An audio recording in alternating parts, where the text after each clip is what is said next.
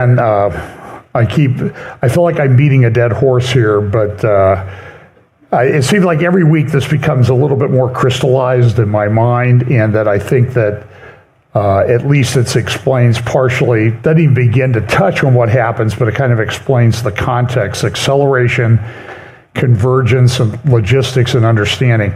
And we see a lot of this coming together.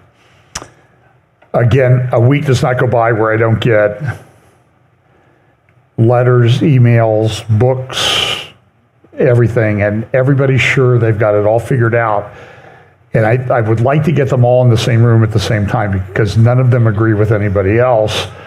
And I can understand it's a very confusing time to be alive, but we do know we have this promise, in Daniel, that as we get closer to the end, we'll have a better picture of it. And I do think that the early part of Daniel, where it says, men will go to and fro, and knowledge will increase. I think that, I think there's kind of a surface meaning to that you're going to see a lot of data, knowledge, information, and that type of thing. And there's been a tremendous increase in that. And they say that world data doubles now like every 8 or 12 hours. It's incredible. So you see, you drive out here by the Intel plant. I saw a video of somebody, I need to go out there. There's giant construction cranes all over the place out there in New Albany as they're getting ready to build what they say is the first phase will be the largest chip plant in the world. And it appears that they're on track. It's going to take years to build it, and then the server farms and all this stuff and data centers everywhere you look, not just around here, but all over the country and all over the world. And so that's sort of the surface meaning, I think, that Daniel 12 is referring to. But I also think it means that as people go back and forth through the book of Scripture, they'll have an understanding of the Scriptures as we get closer to the end. So let's look at what's going on. Let's see.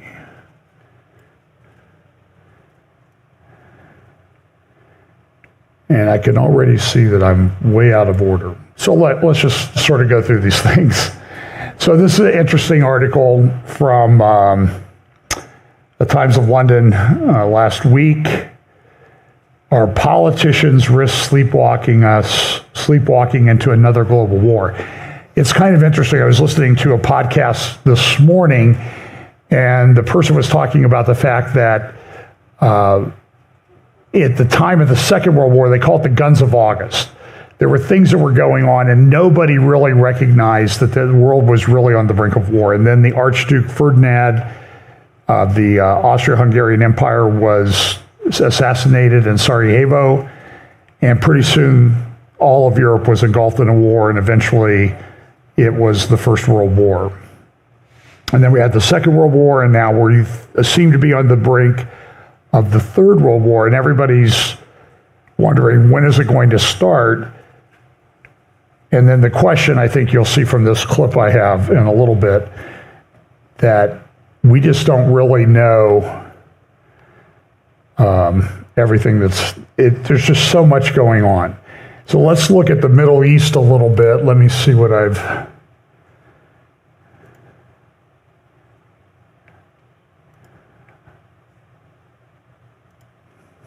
Well, I'll just go ahead and say it now because I'm going to get to it eventually anyway. Russia's sent some S-400s to Iran, the word is. And in return for that, Iran is sending all kinds of missiles, drones, and that type of thing to Russia. Russia's sending arms and that type of thing to Iran. And it's clear that one of the things that's come out of this conflict that's developing in the Middle East and the area around the Middle East is that Russia's intimately involved with Iran now. There were also reports that Russia has made another big move into Sudan, which I do think when you look at the way Ezekiel 38 lines up, that there's an alliance in Sudan. Cush in the Bible would be the area of Sudan. And then Put, which would be Libya. All of these nations are kind of coming into alliance. And Russia's very, very active in Africa right now, including in Sudan. I also saw a memorial that had been constructed to Wagner forces. That's the Russian private militia group. Remember, the word is that the guy who was head of that, Prigozhin, got killed in a plane crash. Although there are all kinds of conspiracy theories out there that no, he wasn't killed. He's going to come back and take over Russia. I don't. When I look at the world today, it was like, does anybody die a natural death anymore? Or is it all planned, or is it all some kind of a ruse that the person can come back? I don't know. But so Iran is getting these S-400 systems from Russia. They will be helpful. Supposedly, they're these great missile systems or air defense systems. But then Ukraine is kind of getting around them and the attacks, and I may say something about that. Also, Russia is also backing off a little bit in Syria because they're engaged in Ukraine. But Foreign Policy has a good article about the fact that the West shouldn't be happy about that because there's a vacuum in Syria. And what's happening is that Assad is allowing more Iranian influence to come in. So Iran is really behind all of this stuff. In fact, let me see if I can get this put up.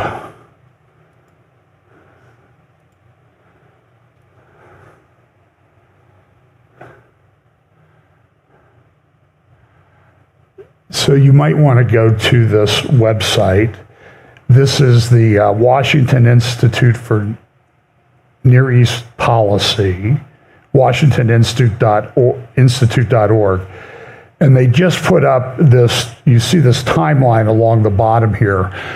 It's a timeline of all of the Iranian attacks around the world. And I was listening to somebody interviewed on a podcast, which I also would recommend that you follow. It's done by Dan Senor, who I think did something in the Trump administration in security policy. He has a podcast now called Call Me Back, and he interviews people from a broad spectrum of Israeli politics a lot. Centrist, people that we would call leftists, liberals. Israeli politics is not divided up the way we are. So when you say conservative in Israel, doesn't necessarily mean it is the same thing as a conservative in the United States. So when I say conservative or liberal with Israeli politics, I mean it as Israeli politics would cover that. But anyway, so this guy would be more of a centrist guy who's with the Washington Institute. But one of the points he made was that Iran is involved all over the world, unlike any other country has ever been involved all over the world with terror activities. So there's somebody who was arrested, a Pakistani guy who was arrested, I think, the day before Trump. Somebody attempted to assassinate Trump, and he supposedly had Iranian ties. And I kind of believe that because Iran is involved in everything, everywhere. They're using their money. They have tremendous influence in Washington, particularly among the potentially incoming Harris administration.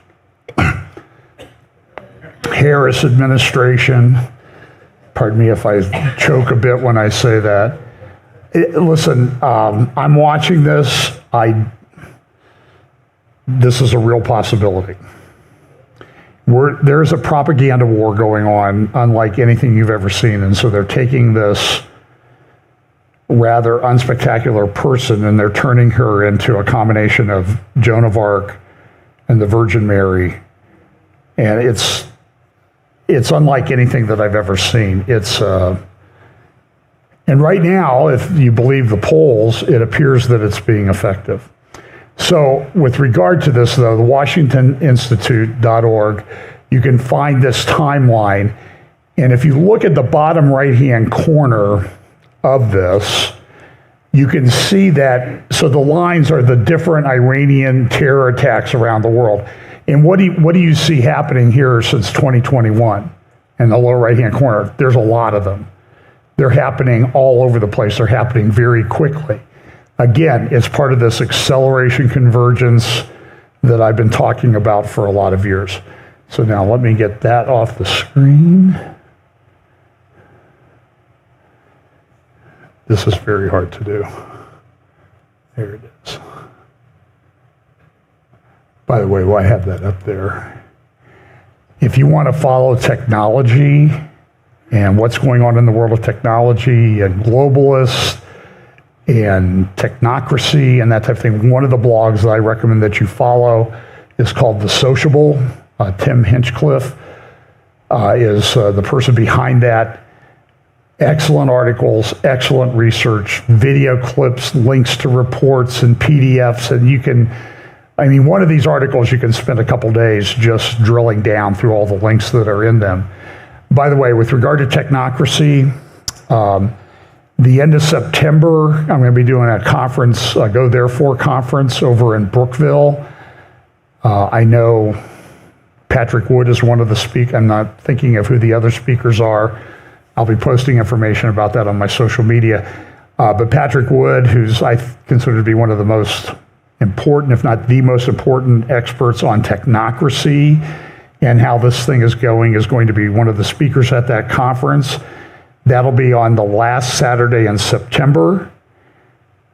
I think it's the 28th, 29th or 29th.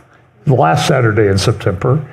And then the next day, Sunday morning, he will be here, 28th, okay. And then on the 29th, he will be here at Fellowship Bible Chapel. So we'll have extra access to him. So go there for the 28th, and then Patrick here at FBC on the 29th. But anyway, so just look at one of the headlines here, and I have another thing about this near the end.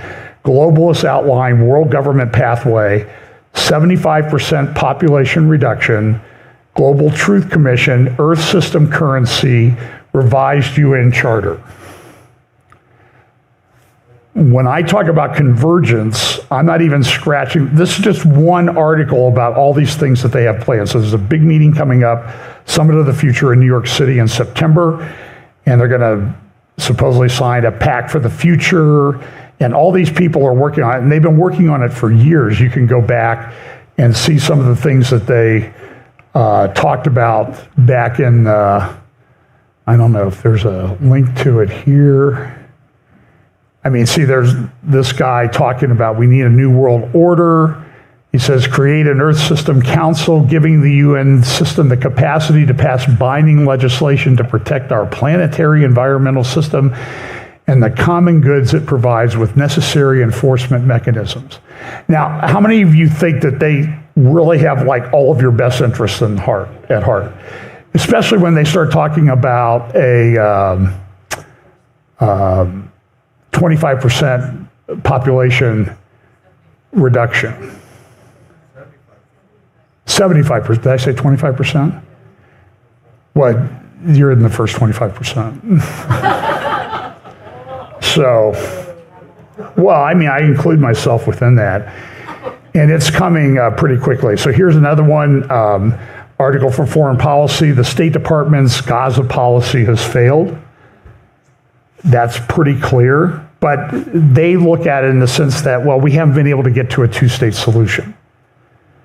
And Gadi Taub, who's in one of the videos I'm going to play here pretty soon, he says two-state solution is dead. It's dead. Nobody in Israel will agree to a two-state solution. Yet what does Kamala Harris, her advisor Phil Gordon is a guy you should become familiar with. He's an advisor to the vice president. He would probably be, if Kamala wins, he would be maybe chief of staff or national security advisor or secretary of state. And he's always on Israel. You guys are doing terrible things to the poor people in Gaza. And then this one is another article. The U.S. can do more to prevent an Israel-Iran war. Genuine pressure on Israel and Hamas to enact a Gaza ceasefire could dial down the tensions across the region. And you're going to see in a little bit when I get to this long video that that's a fool's errand. The people who espouse this do not understand the situation that we are facing. All of this has a very much end of days feeling to it. I think we can agree with that. In fact, I mentioned this first hour when I was preaching on Romans chapter 10. I had a conversation with an Orthodox Jewish friend in Israel this week. And we were just talking. We're talking about what's going on in Gaza and how's the situation there. And then he just sort of brings up, not prompted by me in any way, he goes, you know, as I'm looking at the way the nations are aligning against Israel and coalescing against Israel, it certainly seems that all of the biblical prophecies are starting to be fulfilled. Now, he's Orthodox, he's Jewish, he's not a Christian. But he sees it because he's reading the book, going back and forth through the book. And so there's going to be a lot of people that understand, like Daniel says, in the end times. And my question is, if he can get it, why are a huge percentage of evangelical pulpits totally silent on the issue about what's going on? It boggles my mind. So here's some things I'm going to share with you some things that I got from my review of some Hezbollah, Iranian, and Arabic newspapers. So this is a picture that was in an article the other day from Almanar website. Now, almanar.com.lb, that's the website. You should bookmark it, open it in Google Chrome, and it'll usually translate it for you. There'll be a little drop-down thing in your address bar. And so the thing to remember about all of this is the imagery that's used in these photographs and these pictures and these articles that they have up. So what do you see in this picture? Well, down below, you see all these different flags of the Islamic countries. All, by the way, have white, red, black, and green colors. Now, that could be significant. It could relate to the seals and the color of the horses. I can't dismiss that possibility. But all of their pictures are centered around the Temple Mount. Al-Aqsa Mosque, the Dome of the Rock. You see this as a common theme. Every Hezbollah guy that gets killed, they put up a memorial page. You can find that at Almanar website. And every single one of them, always keep this in mind, says, on the road to Jerusalem, he was martyred on, and then it says that day. So the guy they took out with the bomb, Israel took out with the bomb in Beirut, in that apartment building in downtown Beirut, he's got a memorial page. The guys that get taken out driving down the road in southern Lebanon, they've got a memorial page. And every one of them says, on the road to Jerusalem, he was martyred. And there are about 500 of them now. But the other thing you see here, too, is you sort of see these picture shadowy figures in the corner looking over the situation. And here's the title of the article. So everybody's talking about when is Hezbollah, when is Iran going to attack Israel? Now, it's possible it could be tomorrow. Tomorrow is the 9th of Av, and there's been some indication that some Iranians have said, we're going to attack you on the 9th of Av because that's the day on the Jewish calendar when the first and second temples were destroyed. And that could very well be. But I always look for other clues. There's some talk in the State Department and elsewhere that they want Iran to back off and not do anything till at least August 15th. Now, I just heard that yesterday because they're trying to work out a ceasefire. And they think if they get a ceasefire in Gaza, then everything will calm down with Hezbollah in the north. And that's a fool's errand, in my opinion. But here's what the title of this article associated with this picture is. Wait for the miracle, August 15th. So I saw that and I thought, well, maybe it's not August 12th, maybe it's August 15th. And I'm coming in touch with people in Israel all the time, and they're all like, is it coming today? Is it coming today? And there's a big barrage of rockets this morning, and everybody goes, is this it? And it's not it yet. And it may be happening as I'm standing here talking. I don't know. It seems to be close, but maybe not so close. There's a lot of diplomatic things going on. So it says here, the three mediating countries involved in the Gaza ceasefire talks, Egypt, Qatar, and the United States, in the file of indirect negotiations between the Israeli enemy and the Palestinian resistance factions in the Gaza Strip, where the aggression has been ongoing for 308, now 310 days, issued a joint statement yesterday. The most important of which was that the time has come to put an immediate end to the ongoing suffering of the residents of the Gaza Strip, the hostages and their families, and to conclude a ceasefire agreement and release the hostages and detainees. Now, what happens if that doesn't happen? This article from Turkish media, tent city to host fleeing Israeli settlers as Hezbollah vows vengeance. They are building tent cities down in the Negev to host Israeli citizens who might have to flee from Tel Aviv and other places because of rocket and missile attacks. And look, Hezbollah looks at it and says, look, turnabout is fair play. You had everybody evacuate their homes in Gaza, now we're going to do it to you.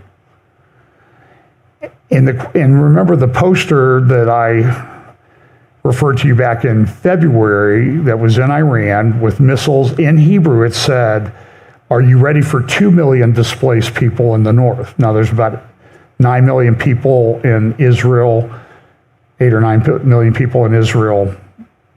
And they want to get everybody out of the north. Haifa, Nahariya, the Galilee and everything. They've already got 80,000 people or so evacuated from border towns, 45 border towns and villages along the Israeli border, because people just can't live like that. And the question is, what will it take for them to go back? So if they move Hezbollah 6 miles back away from the border and they still have 150,000 rockets and missiles, do you think those people are going to go back to their homes? And the economy is cratering, and Hezbollah knows this, and they're touting it all the time. So here's the head of the Iranian Revolutionary Guard offering his condolences to Sinwar, who's now been named the political leader of Hamas. In addition, the blood of the martyr Hania will lead to the humiliation and demise of this criminal entity. Then this picture was in the other day. You see the arrow going down, and it says, to the Tel Aviv Stock Exchange, entity economy weaker than a spider's web. Now, Hania was taken to Qatar. He was born in Israel, I don't know if he was born in Gaza or up in the Judea-Samaria area.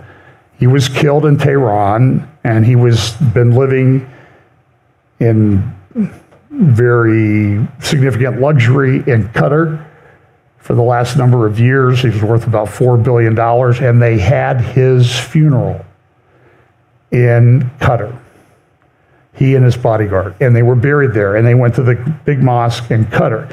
Now, so what you see in this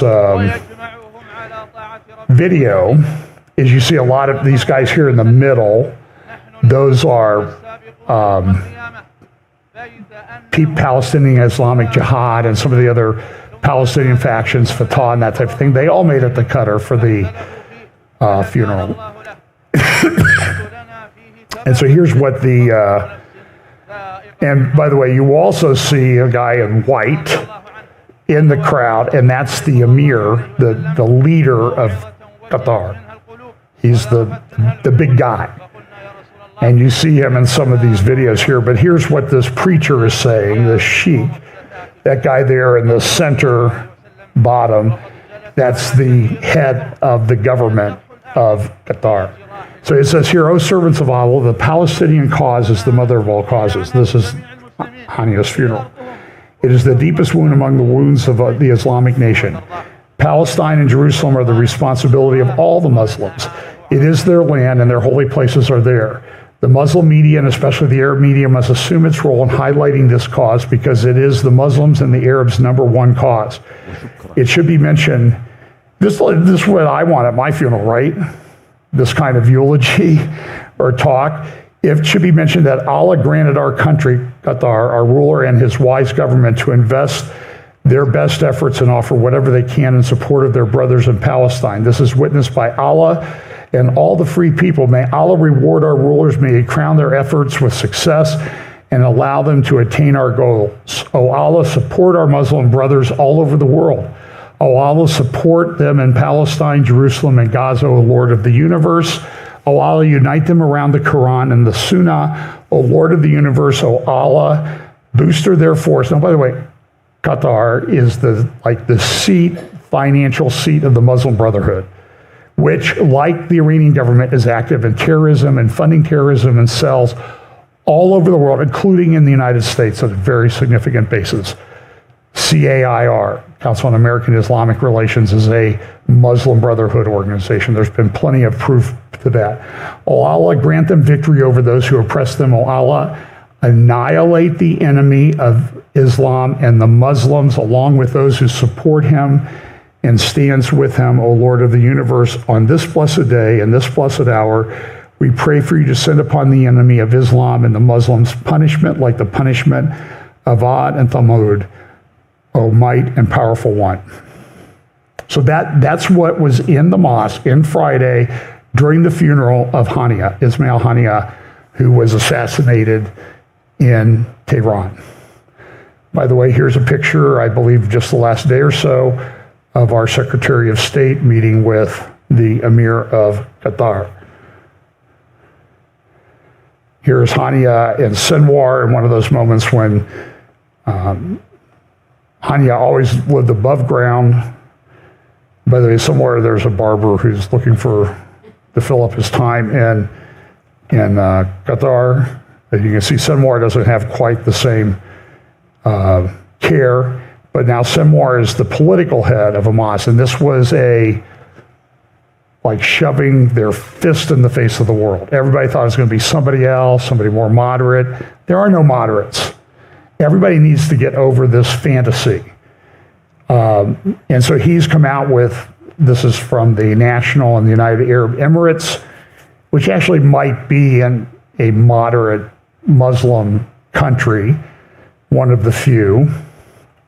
And it says, he has uncompromising demands. Israel withdraw from Gaza. I mean, they're getting literally smashed, and he's acting like they've won. And in some respects, they have because of the propaganda. So here he is. He's an extremely wanted man. This article on the left of the Israel Hayom newspaper says this: the new Hamas, more Iranian and more militant. The new top leadership shows the continued integration of the Sunni organization into the Shiite axis.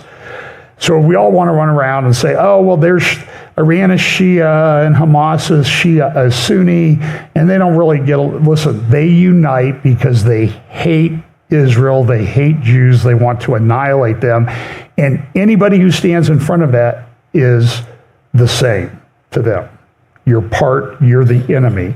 You heard what the guy said in the sermon in a mosque at Hania's funeral. So all these guys that have kind of risen in leadership, they were at Hania's funeral in Qatar. And we have a base in Qatar. That's where the U.S. will probably help defend Israel. This article was also in Israel-Lebanon on Friday. Assessment, the chances of a deal are increasing. I'll just read you a little bit what this article says. At the political level, they are convinced that there is an unprecedented momentum for the deal and that Sinwar is expected to give in to Israeli pressures. Also on the issue of the Philadelphia access, that's the border right along Egypt, the Philadelphia corridor. And what about the decision of Iran and Hezbollah waiting for Trump? And so they say what they really would like to do is to kind of get through the U.S. elections in November, kind of calm things down, and then Trump will come in and handle it. If Trump gets elected. But even if Trump gets elected in November, he's not coming in until the end of January. That gives the Biden administration or the O'Harris administration time to do what they want. PM sent me this picture, which I thought was kind of interesting. This was the Washington Examiner cover, Saving Democracy. You know, the people they got rid of Biden, and Kamala Harris, who's never anybody's never voted for her for a delegate, is now appears to be the Democratic nominee. I think, when's the Chicago convention coming up? Next week? So we'll see. I mean, I don't put anything past them. James O'Keefe is doing some great work looking at a thing called Act Blue. It's a fundraising arm of the Democratic Party. And they've raised millions, tens of millions of dollars. I mean, Kamala Harris raised $300 million in less than a week. Unprecedented. Who is sitting in this money? And then, so what happened was O'Keefe got the names of the people that were on the donor list on Act Blue. Have I mentioned this before? I don't remember. He went and interviewed them. Hey, it says here you gave $60,000 to the Democratic Party. I'm on Social Security, the person says. I don't have that kind of money. Oh, well, is this your name? Yeah. Is this your address? Is this your Social Security number? Yeah.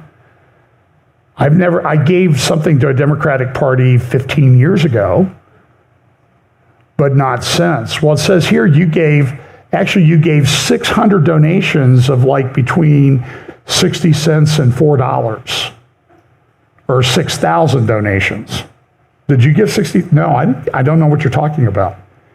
What you're seeing is this massive money laundering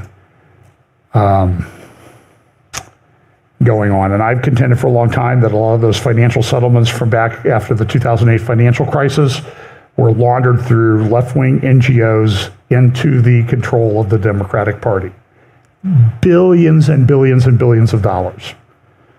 By the way, prove me wrong. I think it's clear that there's a lot of money funding whatever's going on and opposing Trump or anybody else.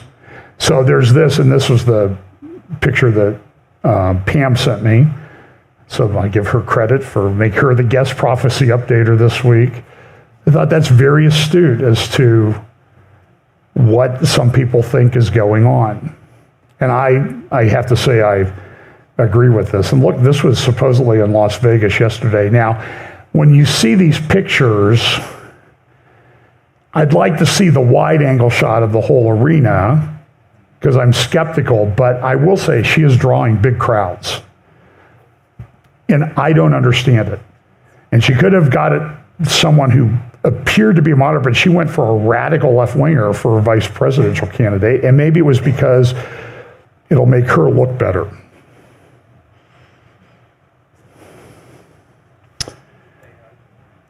So here's these guys. So if you go to the Almanar website, you'll see this memorial page for every one of these guys. The big cheese that was gotten recently down here in the lower left-hand corner, and I can't remember his name. He was the guy who planned the Marine barracks bombing back in 1981. The U.S. has been after this guy for a long time, and Israel finally took him out. And then this guy was an important guy the other day who was killed. And again, they all say, on the road to Jerusalem, he was martyred. And they all have a picture of the Dome of the Rock, because that's really what this is about. This is about getting Jerusalem. And they held a memorial ceremony for this guy, and they called him the happy martyr on the road to Jerusalem. And they had a big funeral for him, and you can see part of the picture that's there for him. And this speaker said, through our confrontation, participation, and solidarity with the resistance fighter in Gaza who are confronting it with heroism and legitimacy, the goals announced by the enemy have failed miserably to be achieved, and today it is shackled by the feelings of defeat. So they read the Israeli media and they see people say, we're concerned about what's going to happen. So they take it and they turn that into propaganda. And then this Hezbollah strongly condemned the horrific massacre committed by the Israeli enemy against the displaced people in the school in Gaza. I'll talk more about that in just a moment. This is from Tehran Times. The Iranian officials united on retaliation against Israel. Retaliatory action for the Hania killing, independent from Gaza truce talks, says the Iranian UN mission.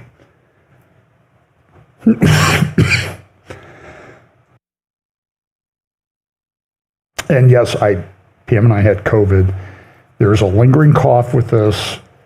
The guy that won the 100 meters finished third in the 200 meters because he got COVID.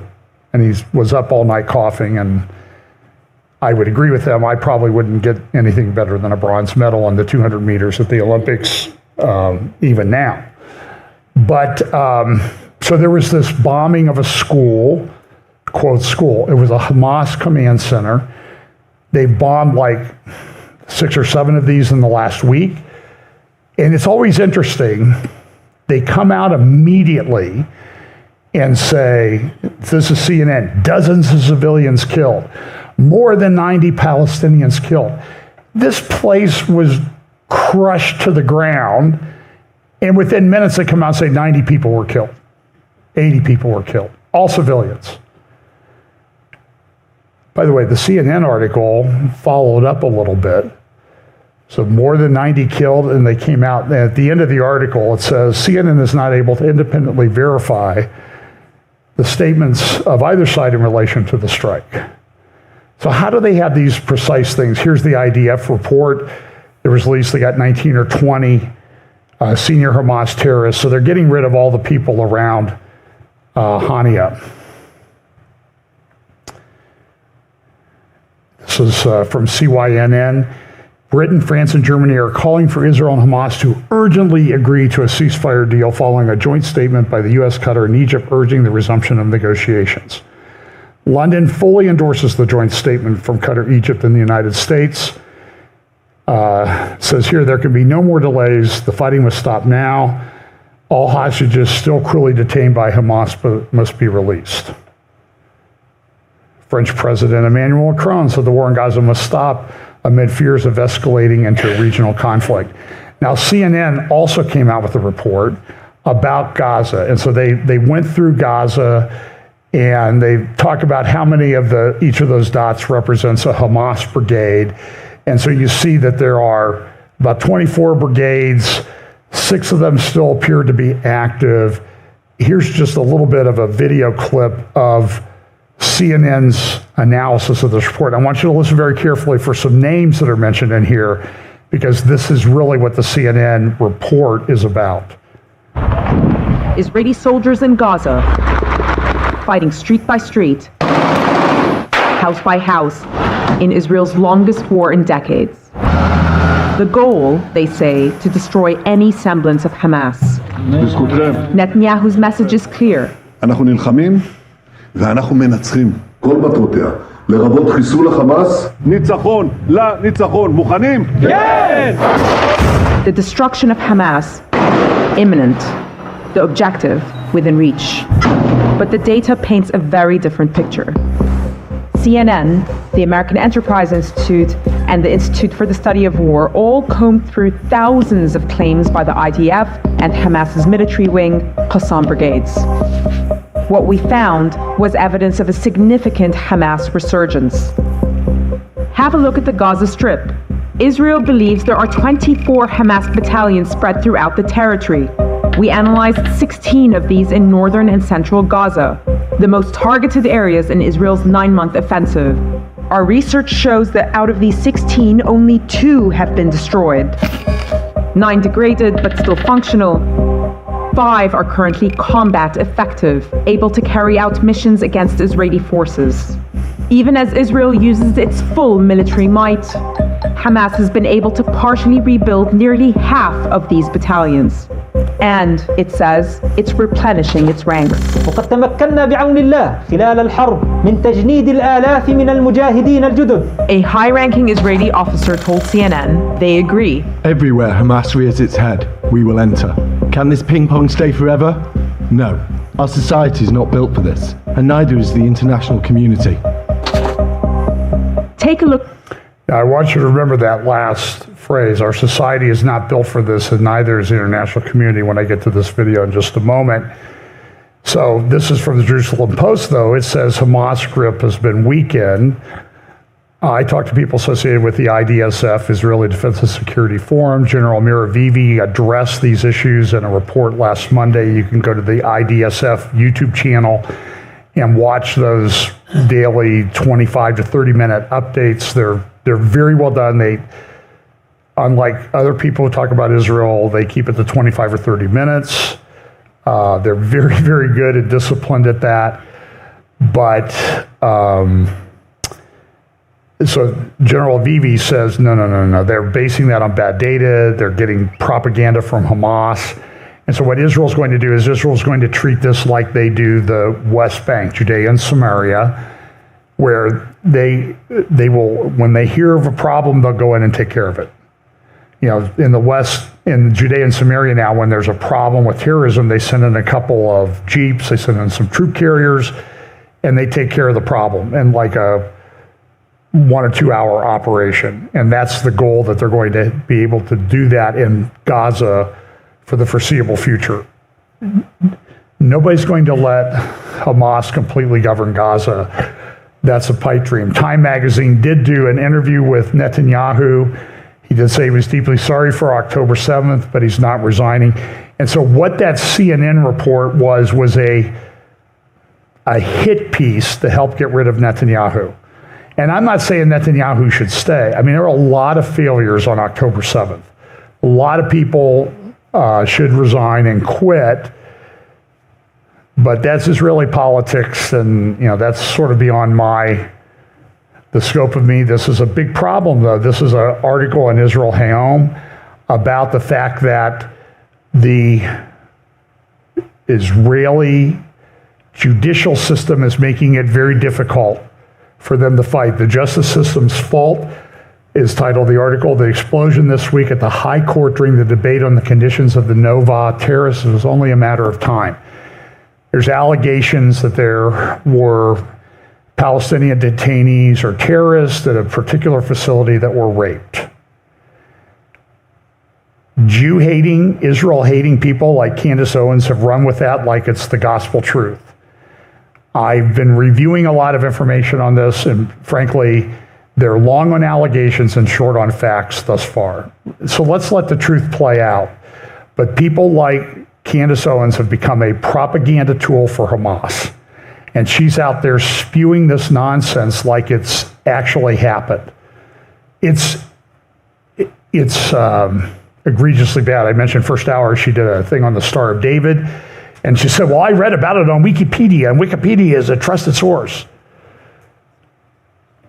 And listen, whoever fired her from the Daily Wire should get, congratulations for getting rid of somebody who does such shoddy research, or research that's driven by the person's biases.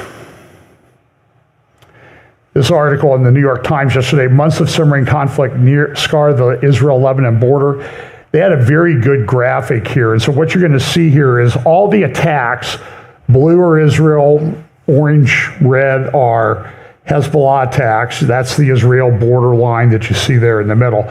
And you see all of these attacks that have occurred in the 310 days since October 7th. There have been thousands of these. about 7,000 or 8,000 rockets, missiles, mortars, etc., drones sent by Hezbollah into Lebanon. And Israel's has been very busy.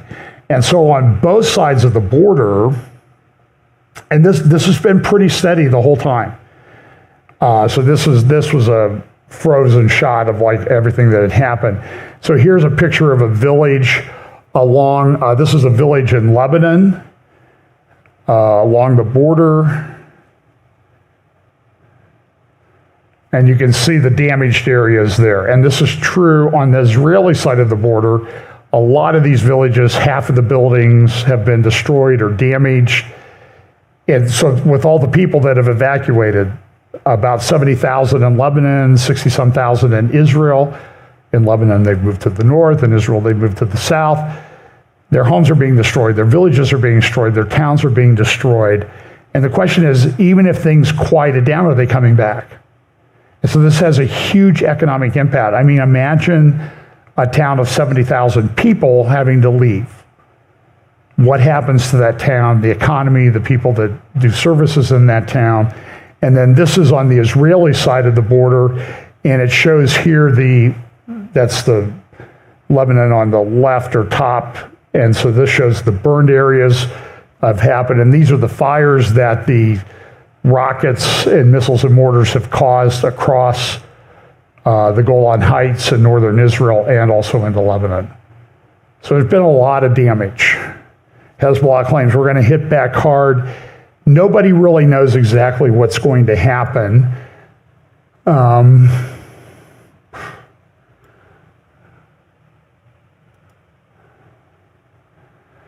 Lebanon minister came out and said this: in a war with Israel, we would struggle to deliver aid. This is a front page piece in the Cayenne International. Zionists told to hide as big retaliation looms. This was a couple days ago in an Iranian newspaper. They're getting cruise missiles from Russia. They claim they have a hypersonic missile. It's hard to know exactly what's propaganda and what's not. And Iran says, we'll honor a Hamas-backed deal, but we're still going to hit Israel. And the question is, what are they going to do? Because now, the way the facts on the ground are developing, it appears that there was a bomb planted in the room where Hania was sleeping by someone a couple months ago. At least it wasn't like an air missile attack or anything like that. And so Iran is cognizant of the world's love of the term proportionality. Any response has to be proportionate. I mean, what's proportionate when they're destroying and raping and killing people in Israel? Israel's going to respond. It's war. So Iran set to give ballistic missiles to Russia, vice versa. And this is an article in the Jerusalem Post the other day.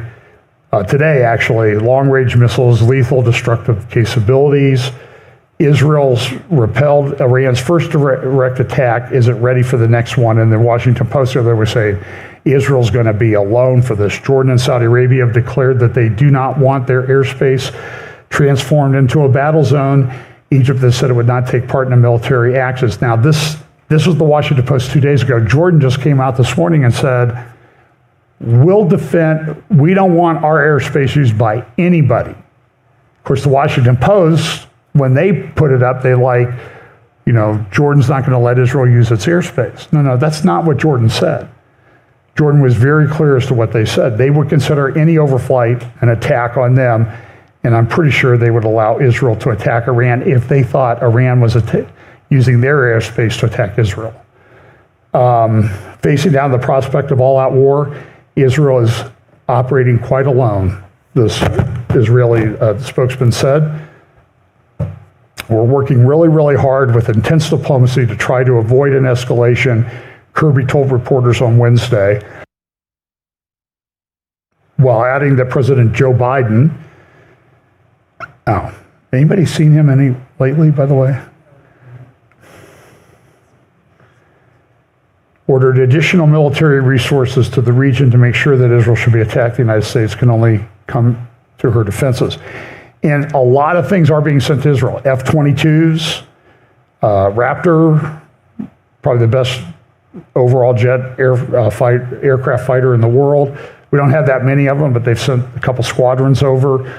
Aircraft carrier, naval battle group. By the way, do you know that the naval battles and that type of thing going on in the Red Sea with Yemen and that type of thing, these are the largest naval battles since World War II. I just saw that this morning. That's amazing. And I don't think it gets the scope of coverage that it deserves. And so here's these articles you just see in the Jerusalem Post. Vigilance over panic, while Armageddon beckons, Israel's continuous appeasement. That's a good article in Jerusalem Post, either today or Friday, by Avi Abelo. You've probably seen him on social media.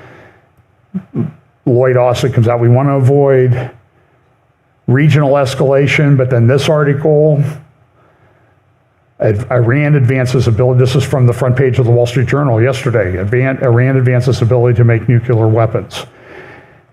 So I want to play a couple of video clips. The first is Richard Goldberg on Mark Levin a week ago talking about Iran. Rich Goldberg, former senior official, National Security Council under President Trump, Foundation of Defense of Democracy, senior advisor. Richard Goldberg, it looks like the Biden administration's policies are paying dividends for Iran and their surrogates. Israel is surrounded. Israel's under attack. Israel's been under attack by Hezbollah since October 8th. By Hamas since October 7th. They're under attack by the Houthis. Iran is behind the whole damn thing. This administration has had numerous special pleaders. Language. People really who would make Alger Hiss look like a great American patriot in terms of back channeling to the foreign minister of Iran. Iran's going to get a nuclear weapon. Tell me, what has this administration done to deter Iran at all from threatening us, threatening our former president with an assassination plot, threatening the Israeli people? What has this administration done to deter any of this? Nothing. Actually, they've invited it all. They've shredded anything we had like deterrence coming into the last couple of years, and they continue to erode our deterrence as they pursued a nuclear deal with Iran. They wanted to get back to that old nuclear deal.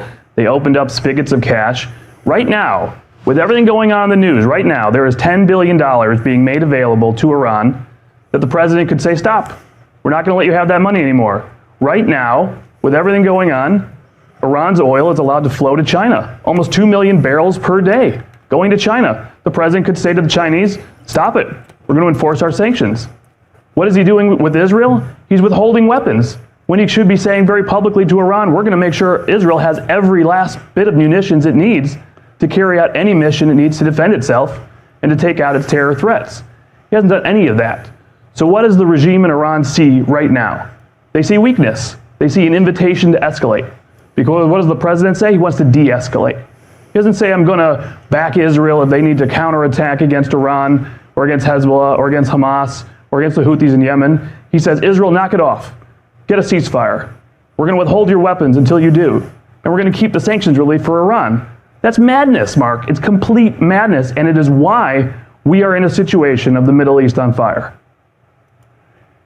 And so the Middle East is on fire. This is a very interesting tweet by a guy named Andrew Fox. Let me blow this one up.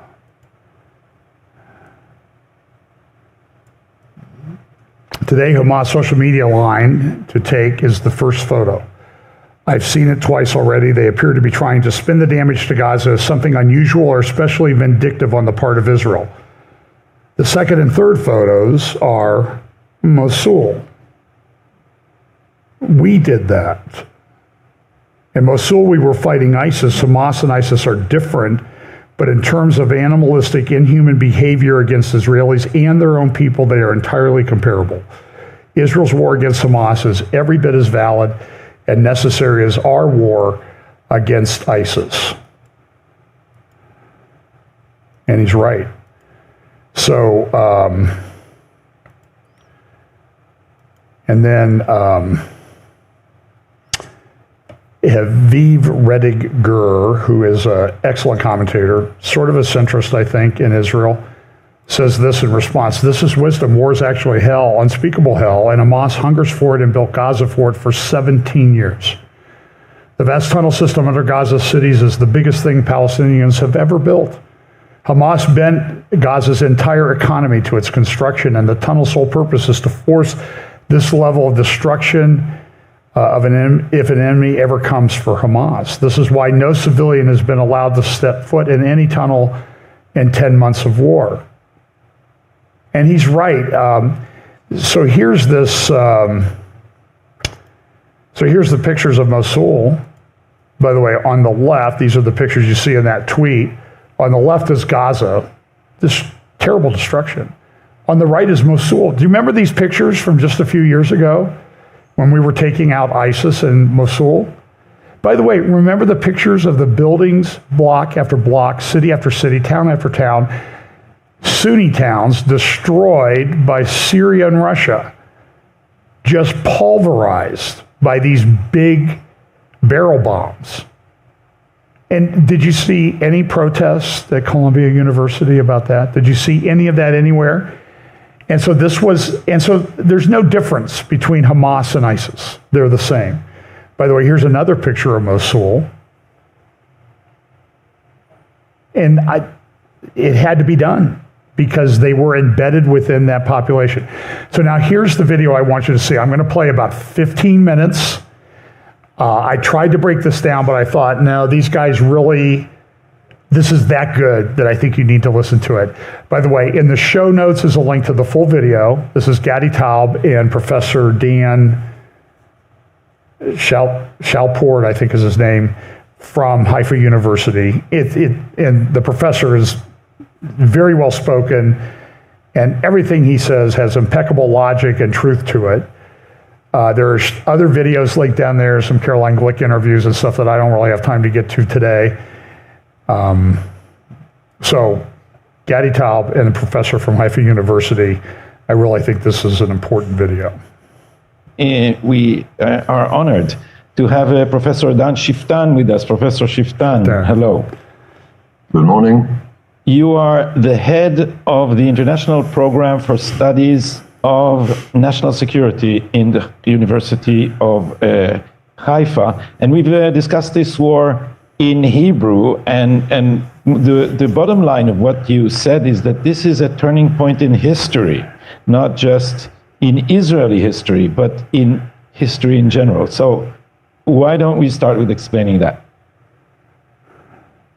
Well, what we're facing now is the first full-scale new kind of war where the barbarians managed to take the war out of the battlefield, because on the one hand, you have enough technologies that used to be available only to superpowers, and now it's available in the supermarket, like rockets, guiding systems, ballistic missiles, things that you don't need a superpower to produce, a technology that is available to practically everybody, so they can hit our civilian population, the major centers of Israeli civilian population, from within their civilian population. I mean, first of all, it's not their people that have to fight. It's a simple technology that you can send, and once you've sent it, you don't even need to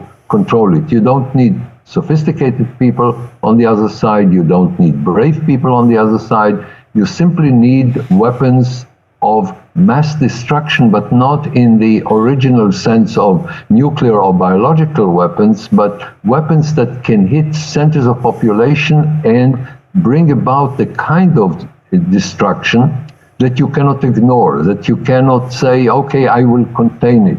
You must somehow reply to it, otherwise a civilized country cannot function. And the second point beyond the technology, which is tremendously important, perhaps more important, is that the major weapon that they're using against civilized people are the values of these civilized people. In other words, they're saying, we want to kill your children, and we know you don't want to kill our children, but we'll make you kill our children, because we will have these weapons in schools and in mosques and in inhabited neighborhoods, heavily inhabited neighborhoods, so that when you respond, you will have to kill our civilian population, and then the outrage of the entire civilized world will force you to stop the war. And therefore, we can destroy you with impunity. Gaza is the most fortified position ever in the history of wars, because it is not only fortified by weapons and tunnels and basically an underground city in Gaza, it is also fortified with the New York Times and the Washington Post and Human Rights Watch and Amnesty International and basically all Western media, and recently, much more serious, is the entire international judicial system, so that you will be considered war criminals because you defend yourself. If you don't defend yourself, we will defeat you. And if you will defend yourself, your own values will defeat you. Maybe even your own population will say, we are not willing to engage in this kind of war. It happens in other countries, not with Israel, but in other countries that say, we will take some defensive measures and hit some missile sites on the other side or some radars on the other side, like the Americans and the British in Yemen. But when it comes to where the weapons are really coming from and where the war is really waged from, we cannot act because this will constitute a war crime. So the new kind of war is the kind where barbarians hope to win because they are barbarians. And by the way, they say so. Hamas in Gaza officially says, we will win this war because we love death, and you will lose this war because you cherish life. And this is not only their de facto strategy, but even their outspoken strategy. They will defeat liberalism, pluralism, democracy by being more and more barbarian. And by the way, to a very large extent, it works, because here come the Palestinians and behave in a barbaric way. By the way, not just Hamas, with the support, with the overwhelming support of the population in Gaza, and even in the beginning of the war, much higher support in the West Bank, measured by Palestinian pollsters. So they are saying, we the Palestinian people have used against you the weapons that give us satisfaction, decapitating babies, raping women, and taking hostages. And the result is that the whole world gets up in the morning, and on the Western democratic pluralistic side, they say, now it's very urgent to have an independent Palestinian state, and now it's very urgent to see to it that Palestinians have humanitarian assistance. So it works. The motivation to refrain from war is basically annulled. And what Israel needs to do, and it's extremely difficult, is on the one hand, maintain our values, but on the other hand, cause so much pain on the other side that they will not perpetuate this war every day. They may perpetuate it for centuries, in the sense that they never give up, and they haven't given up for a century with their aim of destroying the Jewish state. But for a while, for a long while, we've had eruptions of hostilities only rarely, and Israel could use the time between the eruptions in order to fulfill its constructive role, to build a better economy, a more diverse culture, a more developed economic system, human rights inside the country, You've used the phrase in Hebrew. System. You've used the phrase in Hebrew, Sparta outwardly and Athens inwardly. Yes, in a book that I've written on the subject, on the objectives of Israel's national objectives, I use the term as one of the objectives of Israel to combine the ability to be Sparta vis-a-vis our enemies and essence inside. So you are an enemy that they cannot afford to have actively working against them when they attack Israel. And at the same time, Israel maintains its open society system and succeeds in being constructive. This is what Israel is all about. So you need to be Sparta to stay alive, and you need to be essence to have a meaning to your living in terms of the quality of life, in terms of the values you want to pursue. So what is at stake is not will Israel win for Israel's sake. Israel must win, not only so that it can survive, but also that it's very clear that we don't have a new kind of war where the bad guys will systematically win because they are barbarians, because they have no limits. Now, they very often win inside their country. For instance, the Assad regime won the civil war because there is no limits to the barbarity of Syria. They were willing to kill about 600,000 of their own people with the assistance of Russia, by the way. And this barbarism works for them because Assad is still in power. You have the barbarism of the Basij in Iran. And one of the major reasons this regime remains in power is the unlimited barbarism of this regime. So it works inside the countries that pursue this barbaric policy. But if it works vis-a-vis civilized people, and now Israel is the test, then the implications are global. And here again, the Jews are the proverbial canary that indicates... Canary in the mine, in the coal mine. In the coal mine, yeah. Indicating that the poison is so serious that you have to do something about it.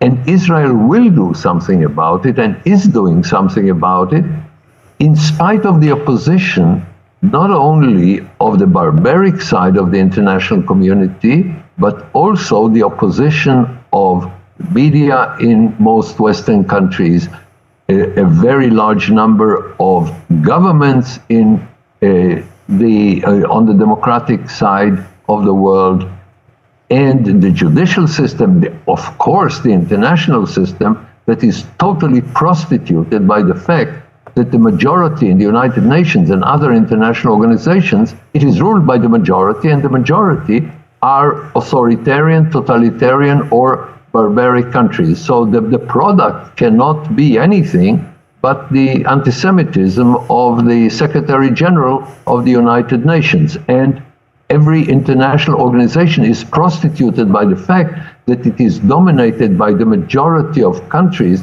that don't have a system of one person, one vote, and they have a system on the international level of one country, one vote.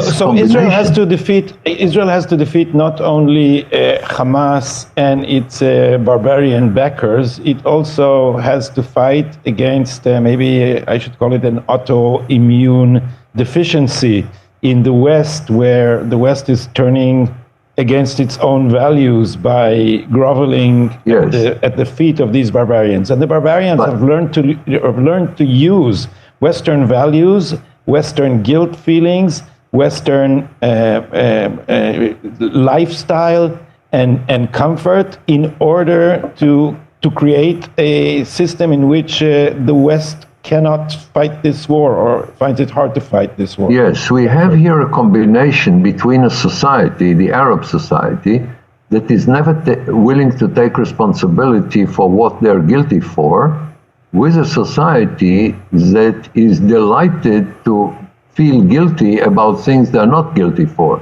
Are they guilty for what happened during the terms of colonialism? Yes. Is the post-colonial policy willing to take guilt for any barbarism of the post-colonial countries? Unfortunately, yes. Okay, so you get the point. Impeccable logic he's talking about is, and I think a couple points to take away from that extended clip. Gaza, Hamas in Gaza is the most fortified battlefront entity in the history of humanity. Process that. So it would make sense that Israel is having trouble with it, but the problem in the West is we don't fight at the level that they fight. And so his other point is we have to be Sparta to our enemies and Athens internally in our countries. And that's very difficult to do. And so now what we're seeing, though, is these scenes coming out, and I do think they're intimately related. I talked to Mark Sutherland a lot about this the other day. You're having the UK seems to be on the brink of a civil war. And you get in a lot of trouble for saying that in the UK. They don't like that. And so they're probably the basis for some of these protests and that type of thing turned out to not be exactly right. They said that this person was an immigrant that stabbed these girls in Southport, and they were stabbed. And I don't know the guys, again, you can kind of get an idea of where the guy who did the crime is coming from when you can't find anything out about him. They put up a picture of him when he was 12, but that's not what he looks like today. He killed these little girls. They were at a Taylor Swift happy party or something like that. And so he stabbed them to death. 3, I think they were all in the same family, like between 6 and 9, 5 and 9. One daughter survived. And so the word became, well, he's an immigrant of a certain religion, and they started protests, and now, so the complaint in the UK has been this problem with what they call two-tier policing. We know what two-tier policing here is in the United States. If you protest at an abortion clinic, you're going to prison. If you burn down a federal courthouse in Portland or other cities, nothing happens to you. That's called two-tier policing. The same thing is happening in England, where the protesters against the religion of immigrants, the large number of immigrants, and believe me, I've been to England. It's been 5 years ago. Let me tell you, England has changed. Well, I guess I was just over there last year too. It's changed dramatically. I mean, London, it's unbelievable. I saw Princess Kate going to a meeting with someone. She was wearing a scarf, headscarf. Princess Kate. And by the way, she went to shake the hand of the man, and he pulled his hand back to the princess. I mean, and this is in London, in England, and it's terrible. So here's another one. So this one guy, he got up and said, with the Labour Party, he's been kind of booted out now, but he said, if people don't agree with us, they're protesting against us, we should cut their throats. Now, that he didn't get arrested. He might have got booted out of his political party. And so Mark Sutherland and I talked quite a bit about this on a podcast that we put up this week. You can find that I think it's on YouTube and Rumble. At least it was recently. And so there are these protests that are going. And so Starmer, I mean, look at these headlines, riots engulf Britain. Tommy Robinson fans flames from his holiday in Europe. And so what's happened is the whole narrative is jumping on this. Look at you, you're terrorists that oppose this immigration or have questions about this immigration and what it's doing to your community. Police under attack as fears of widespread. So here's Keir Starmer,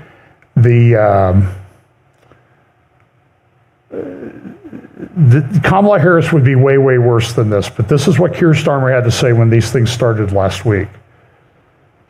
And let me be clear, the meeting this afternoon was not about pointing the finger of blame. That is not how this government of service conducts its business, because it doesn't work. Rather, this was a meeting to pull together our response, a response both to the immediate challenge, which is clearly driven by far-right hatred, but also all violent disorder that flares up, whatever the apparent cause or motivation. We make no distinction. Crime is crime, and so to that end, I can announce today that following this meeting, we will establish a national capability across police forces to tackle violent disorder. These thugs are mobile, they move from community to community, and we must have a policing response that can do the same. Shared intelligence, wider deployment of facial recognition technology, and preventative action, criminal behaviour orders to restrict their movements before they can even board a train, in just the same way that we do with football hooligans. And let me also say to large social media companies and those who run them, violent disorder clearly whipped up online, that is also a crime. It's happening on your premises, and the law must be upheld everywhere. That is the single most important duty of government. Service rests on security, and we will take all necessary action to keep our streets safe. And so what do you see happening? They're being arrested. People that are protesting, they're just going to protest, they're being arrested, they're being rounded up. They're not of that particular religion. They're the others. It's a two-tier policing system. And one of the big top legal people, prosecutors, came out and said, you do this, you face 10-year prison terms, even if you just go.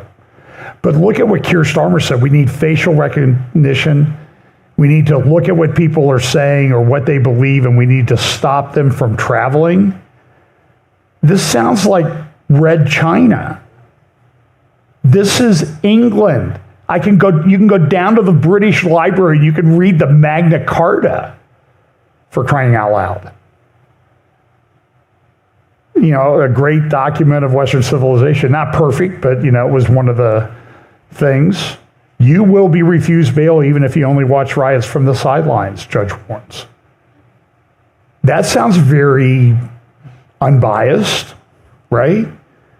And this is happening in the UK. And by the way, these riots have happened over the last week. You want to talk about speedy trials? These people have already been convicted and sentenced to years in prison in the last week. I don't think we understand the gravity of the situation of what's going on. And it's worse. Here is one of the London Metro police guys, what he had to say at a news conference. Listen to this. We will throw the full force of the law at people. And whether you're in this country committing crimes on the streets or committing crimes from further afield online, we will come after you. Talk to me about that, because we have seen some high-profile figures whipping up the hatred. You talked about it in there with the officers, in fact, about this being added to by online commentary. I mean, I'm even thinking of the likes of Elon Musk getting involved. What are you considering when it comes to Elon Musk. dealing with people who are whipping up platform. this kind of behaviour from behind a keyboard, maybe in a different country? Being a keyboard warrior does not make you safe from the law. You can be guilty of offences of incitement, of stirring up racial hatred. There are numerous terrorist offences regarding the sort of publishing of material. All of those offences are in play if people are provoking hatred and violence on the streets, and we will come after those individuals just as we will physically confront on the streets the thugs and the yobs who are causing the problems for communities. Now, let me interpret this.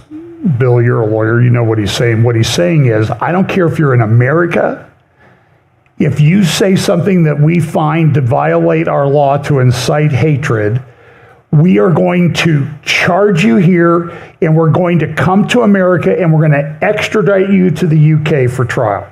Now, the question is, if that happens in a Kamala Harris administration, do you think that she would step in and say, you can't extradite our people for that?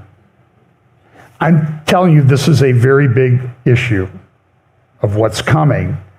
Not what's coming, what's here.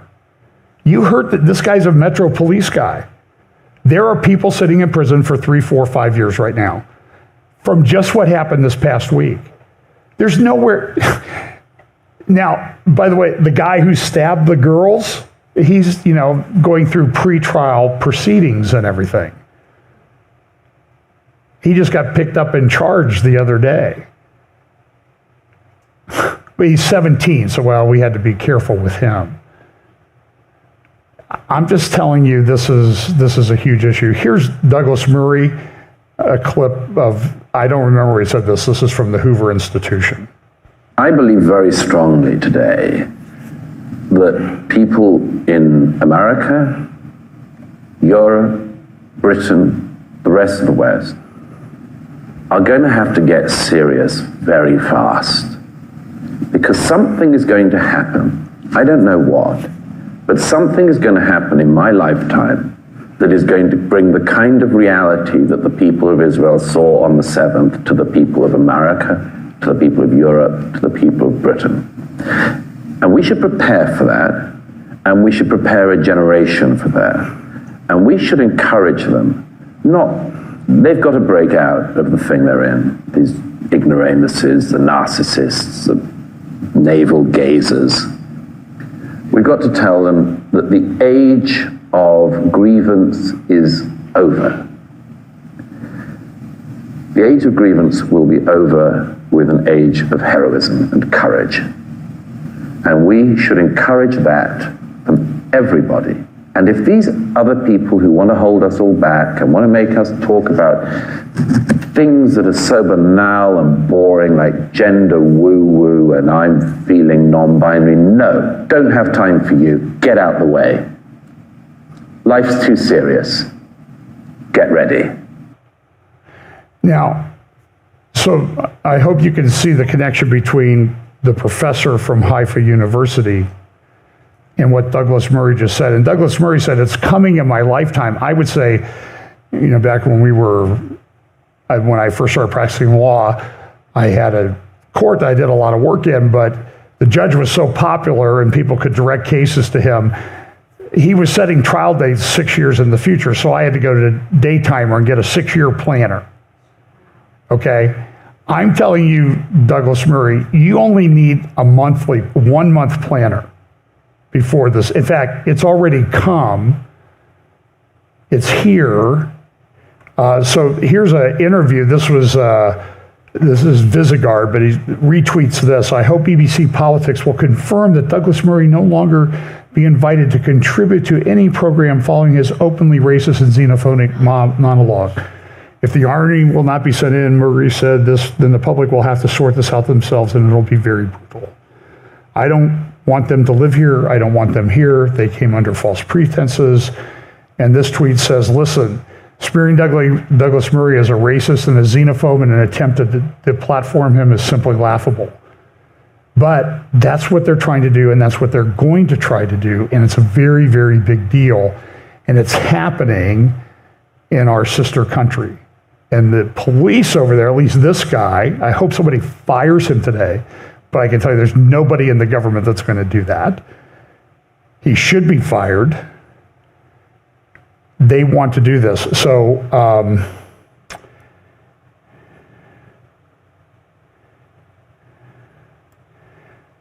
a couple things you need to know about. So, now I'm skipping over a whole bunch of stuff. But this is an editorial this morning in the New York Times. Bird flu shows that U.S. learned all the wrong lessons from Charlie Vector 019er. We're coming up on an election. Do we remember what happened 4 years ago? And remember before that election, there was a thing called Event 201 that talked about how to respond to misinformation and that sort of thing. And guess what's coming up in Washington, D.C. in early October? The Bird Flu Summit, where they're going to talk about all of that. Shortly before that, there is the Summit of the Future that's taking place in New York. I want to refer you to this blog, the Pharaoh's Chronicles. There's a link in the show notes to this. You need to bookmark it, read it again, follow links, just like the sociable one I put up at the beginning. The ultimate goal of the Pact for the Future, a planetary technocracy to manage global crises on behalf of a global corporatocracy. And in conjunction with, I'm telling you, the stuff that they've been publishing in the last month is just mind-boggling. Here's one, a world call to action put up by the Club of Rome and the Council for the Human Future. Look at what they say in this document. Now, they're presenting at this Summit for the Future in New York in a month. Okay? There's a growing world scientific consensus that the human civilization is in deep trouble. They complain about us and the Bible prophecy community being apocalyptic. Listen to this. A scientific consensus that human civilization is in deep trouble and faces likely collapse in the mid to latter 21st century. Under certain scenarios, runaway heating, global nuclear war, all human life could be extinguished. Scientific leaders warn with increasing urgency about the risk of a polycrisis, the simultaneous impact of 10 catastrophic threats together. This is who was talking about polycrisis last year? World Economic Forum. So we see all the same themes coming about. Extinction and ecocide, resource depletion, global poisoning, hothouse Earth, a fresh nuclear arms race with dangerous new weapons and killer robots, food insecurity, overpopulation, new pandemic diseases arriving out of ruined environments and or science labs, uncontrolled technologies like AI, biotech, nanotech, and universal surveillance, and misinformation and mass delusion, paralyzing society's ability to save itself. And you see all this stuff being implemented already, like in the UK. And I'm sure that it's already being implemented here. These risks ultimately are intimately connected. They cannot be addressed one by one. They must all be solved together. No government on earth has yet has a policy to address all 10 mega risks. There is no world plan to save humanity on a habitable Earth. And this is another site they link to, the Planetary Press, the Earth System Treaty. We need a necessary framework to repair our planet. And also this Jacob Nordengard has another interview up called The Coming Planetary Emergency and Its Consequences. There's a link to this in the show notes. And I think also the video interview that he did just this past week. And they're going to say there's a planetary emergency. We have to shut everything down. Happening in September, happening in October, ahead of what we're planning in November. I don't know what's going to happen, okay? I'm just saying it seems like everything's in place. And by the way, I heard a presentation on Simone Gold and some others did a presentation on the bird flu. And she said, listen, it's never been proven to be transmissible from human to human. Never ever seen anywhere. Humans have caught it. 100 maybe or so have died from it. Pretty bad when you get it's like 40% death rate or something like that. Now they're doing gain of function to see if it can be mutated, saying we're four points of permutation away from it being transmissible, and if it's an RNA virus, just like Charlie Vector. But they did say, look, the treatment, same thing. Get all the treatments that we recommended for Charlie Vector. That's how you should treat it. So they're out ahead of it this time, so I'll give them credit for that. By the way, this week, early in the week, big dive in the stock markets, and now they've kind of recovered, but it's going to be very volatile for a good while. And then there's one other thing. Ukraine is making inroads into Russia. They're invading it. For example, this is the blue area, Russian territory that Ukraine has invaded and taken over. Now, I don't know.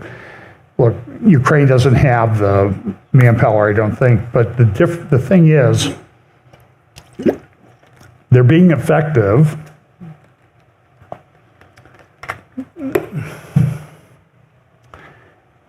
And Russia came out and said, well, we're going to do a counter-terrorist operation. So it's not part of a war, it's a counter-terrorist operation in these areas. Now, that may be to make it seem like it's not as bad as it is. But what they've found as they're looking through this is an Israeli guy who analyzed it, Amit Lidor, and he says, listen, Ukraine's using technology, off-the-shelf technology, just like the professor was talking about. And here's a picture from an article from his series of tweets down there. This is a Ukrainian guy with drones, and they're using these very effectively. Do you think they have a few drones that they've been able to put together? So this is a big deal. And then the Wall Street Journal yesterday had a big article, Tech Bros Prepare for War. And talking about how technology is driving it down, just like the professor said. So that's a very important interview. I think you should listen to it again. And I have a bunch more stuff. I'll try to do a midweek update this week if I have time. But understand, we live at a very volatile time. That's the truth. You need to deal with that.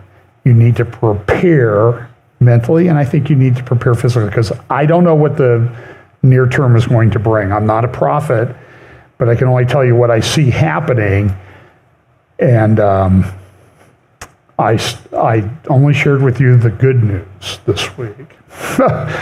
No, I mean, there's a lot of stuff I could talk about that's even more troubling, but I think that's enough to ruin your lunch.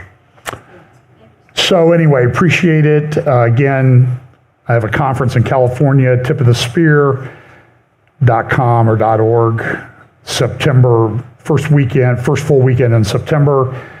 Then go there for the end of September, and I'll be back in California in the first weekend after the election for a conference that Tom Hughes is putting on, Hope for Our Times, titled, doing the positive thing. It's called the End of the World Conference.